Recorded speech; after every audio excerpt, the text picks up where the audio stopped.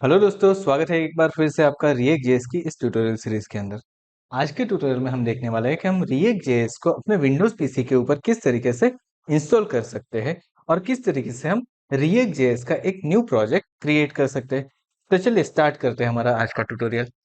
अब देखिए, जब भी आपको अगर विंडोज पीसी के ऊपर रिएक्ट जेएस को इंस्टॉल करना है तो आपको सबसे पहले तो ये चीज करनी पड़ेगी कि आपको नोड जेएस को इंस्टॉल करना पड़ेगा।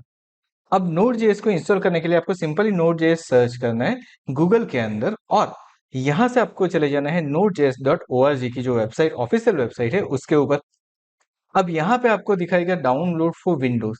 अब देखिए, अगर आप विंडोज के ऊपर कर रहे हैं तो विंडोज दिखाएगा, अगर आप मैक के ऊपर है तो मैक दिखाएगा, अगर आप लिनक्स के ऊपर कर रहे हैं तो वहां पे लिनक्स दिखाएगा। सो आप यहाँ से चेंज कर सकते हो, आपको कौन सी ऑपरेटिंग सिस्टम है वो भी कर सकते हो डाउनलोड्स में जाके। बट फॉर नाउ हम डायरेक्टली यहाँ से डाउनलोड करेंगे नोड जेएस को।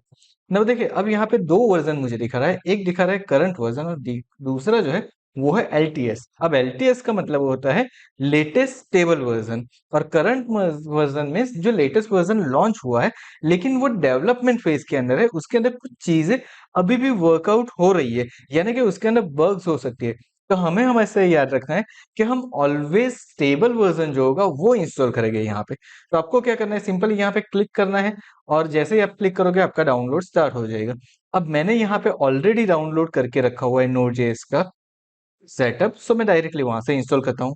तो चलिए, हम आ चुके हैं हमारे फोल्डर के अंदर। अब यहाँ पे मेरे पास नोड जेएस है और दूसरी चीज, अगर रिएक्ट जेएस आपको वर्क करना है तो आप विजुअल स्टूडियो कोड का भी इंस्टॉलेशन करना पड़ेगा आपको, क्योंकि रिएक्ट जेएस के अंदर एडिटर के लिए हम विजुअल स्टूडियो कोड ही यूज करने वाले हैं। यस, ऑफ कोर्स आप दूसरे एडिटर भी यूज कर सकते हो, आप notepad plus plus, Sublime text editor, कोई भी एडिटर यूज कर सकते हो, तो उसके लिए हमें कोई प्रॉब्लम नहीं है।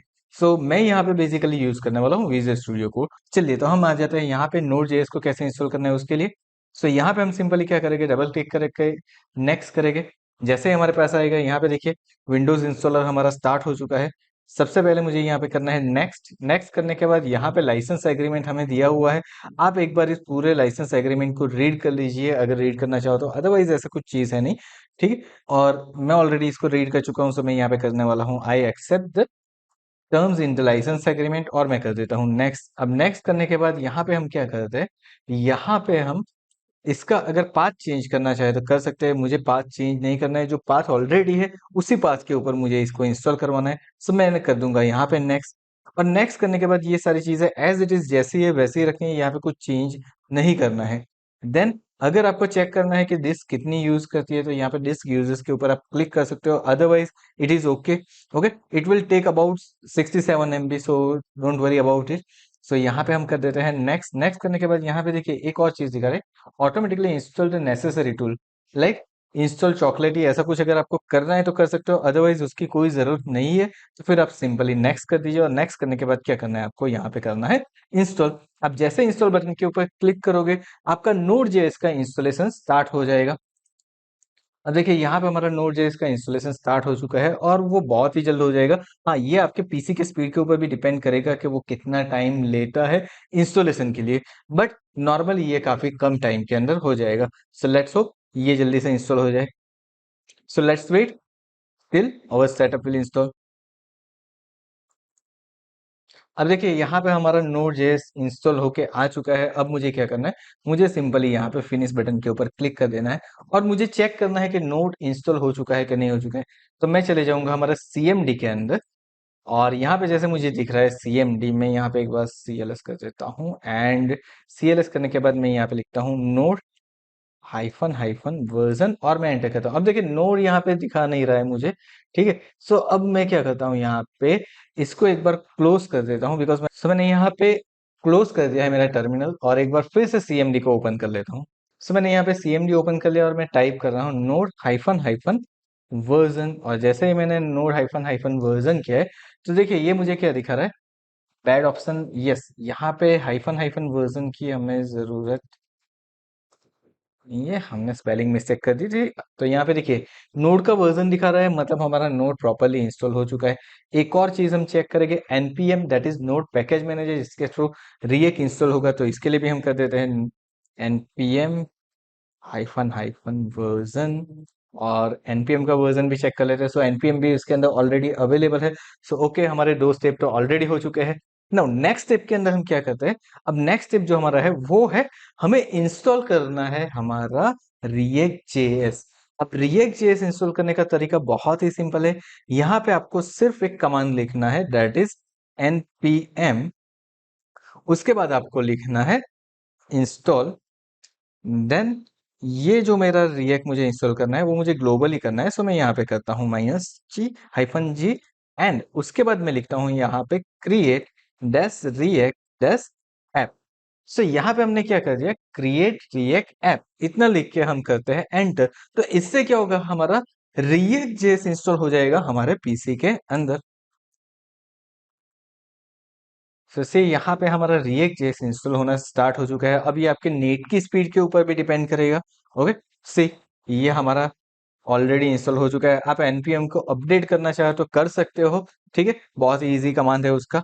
जैसे कि आपको यहाँ पे नीचे दिया हुआ है वो आप डायरेक्टली कमांड को एग्जीक्यूट कर सकते हो, बट हमें यहाँ पे npm इंस्टॉल अपडेट करने की जरूरत नहीं है, ठीक है। तो चलिए हम आगे जाते हैं। तो यहाँ से हमारा रिएक्ट जेएस तो इंस्टॉल हो चुका है, बट देखिए रिएक्ट जेएस इंस्टॉल होने के बाद हमें क्या करना पड़ता है, हमें हमारी ऐप क्रिएट करनी है, हमें हमारी वेब ऐप क्रिएट करनी है रिएक्ट जेएस के थ्रू। तो वो ऐप कैसे क्रिएट करते हैं वो देखते हैं। तो सबसे पहले तो मैं क्या करता हूँ, सबसे पहले मैं एक फोल्डर के अंदर चले जाता हूँ। देखिए यहाँ पे मेरे पास रिएक्ट ट्यूटोरियल करके मैंने एक ऑलरेडी बना चुका हूँ फोल्डर, ठीक है। सो यहाँ पे मुझे क्या करना है, यहाँ पे मुझे सीएमडी ओपन करना है। तो बहुत ही सिंपल है, इसके अंदर आपको सिंपली क्या करना है, करना कुछ नहीं है, सिंपली यहाँ पे क्लिक करना है और क्लिक करने के बाद लिखना है सीएमडी और एंटर कर दो आप। तो आपका इस तरीके से टर्मिनल ओपन हो जाएगा। सो हम इसको कर देते हैं फुल स्क्रीन। देखिए ये टर्मिनल ओपन हो चुका है, that is a CMD. Okay, don't worry about it, this is common CMD जैसा हमारा यूज होता है यही है। इसके अंदर कुछ फैसिलिटी एक्स्ट्रा दी हुई है। तो चलिए यहाँ पे एक चीज अच्छी है कि हमें फॉन्ट भी बड़े दिख रहे हैं। सो हमें कैसे करना है वो भी इजी रहेगा। अब मुझे क्या करना है, मुझे मेरी पहली ऐप क्रिएट करनी है। अब ऐप क्रिएट करने के लिए देखिए बहुत ही सिंपल कमांड है। ओके, आपको लिखना है npx, यहाँ पे npm नहीं लिखना है, आपको लिखना है npx। उसके बाद लिखना है create React app and then आपको लिखना है आपकी ऐप का नेम। लाइक मेरे पास है फर्स्ट। अब देखिए मैंने यहाँ पे फर्स्ट में एफ कैपिटल लिखा है। इससे क्या होता है वो हम देखते हैं। जैसे ही मैं यहाँ पे एंटर करूंगा, ठीक है, तो यहाँ पे मुझे एक एरर शो हो जाएगी। क्या एरर दे रहा है, can not create a project name first. क्यों नहीं कर सकते, because a project name can not know longer contain a capital letters. यानी कि अब जो रिएक्ट जेएस के अंदर आप प्रोजेक्ट बनाते हो वहां पे आप कैपिटल लेटर का यूज नहीं कर सकते हो। सो यहाँ पे मुझे क्या करना है, फर्स्ट के अंदर एफ स्मॉल रखना है। ओके, तो ये चीज मैंने पहले ही यहाँ पे दिखा दी है कि अगर आप कुछ इस तरीके से लिखोगे तो क्या प्रॉब्लम हो सकती है। तो हम इस तरीके से लिखते हैं और एंटर करते हैं और चेक करते हैं कि किस तरीके से हमारा दिखता है। सो मैंने यहाँ पे कर दिया एंटर एंड सी यहाँ पे हमारा रिएक्ट ऐप क्रिएट होना स्टार्ट हो चुका है। अब ये कुछ टाइम लेगा, बिकॉज जब भी हमारा रिएक्ट ऐप इंस्टॉल होता है तो उसके अंदर बहुत सारी फाइल्स इंस्टॉल होगी, बहुत सारे मॉड्यूल्स क्रिएट होंगे। सो दोस्तों यहाँ पे हमारी रिएक्ट जेएस की पहली ऐप क्रिएट हो चुकी है और यहाँ पे कुछ कमांड्स भी दिखा रहा है, लाइक npm स्टार्ट। अगर मुझे डेवलपमेंट सर्वर को स्टार्ट करना है तो मैं चेक कर सकता हूँ। npm टेस्ट, अगर मुझे टेस्ट करना है, टेस्ट लोड करना है तो कर सकता हूँ। अगर मुझे बिल्ड करनी है स्टैटिक फाइल तो उसके लिए npm रन बिल्ड भी कर सकता हूँ। ये सारे कमांड्स हम आगे जाके देखेंगे। अभी के लिए हम क्या करेंगे, सिर्फ हमारे प्रोजेक्ट को स्टार्ट करके देख लेंगे कि हमारा प्रोजेक्ट किस तरीके से दिख रहा है। सो लेट्स सी कि ये कैसे दिखेगा हमें। तो हम क्या करते हैं, यहाँ पे सिंपली सबसे पहले तो हमारे प्रोजेक्ट का जो फोल्डर है, ठीक है, उसके अंदर चले जाते हैं। तो यहाँ पे हम कर देते हैं cd फर्स्ट, जो कि ऊपर हमें ऑलरेडी दिखाया हुआ है, एंड हम करते हैं एंटर। और जैसे ही हम एंटर करते हैं अब मुझे यहाँ पे क्या लिखना है, npm स्टार्ट।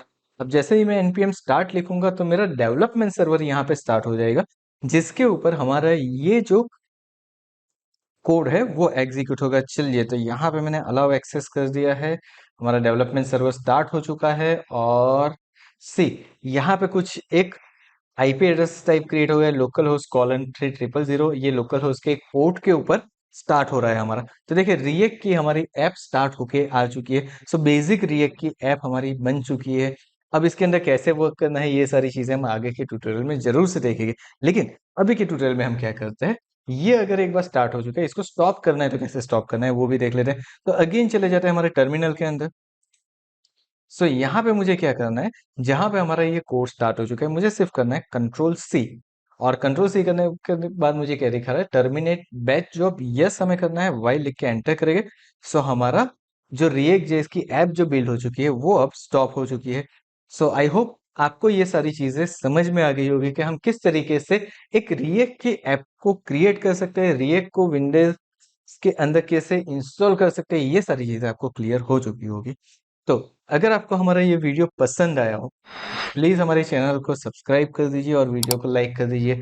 आपके फ्रेंड्स लोगों को भी ये वीडियो देख के अगर कुछ फायदा हो सकता हो तो उनके साथ भी शेयर कीजिए और हमारे चैनल को भी ग्रो करने में हमारी हेल्प कीजिए। So thank you so much once again for watching this video. मिलते हैं हमारे अगले ट्यूटोरियल्स के अंदर रिएक्ट जेएस के कुछ अच्छे और बढ़िया ट्यूटोरियल के साथ।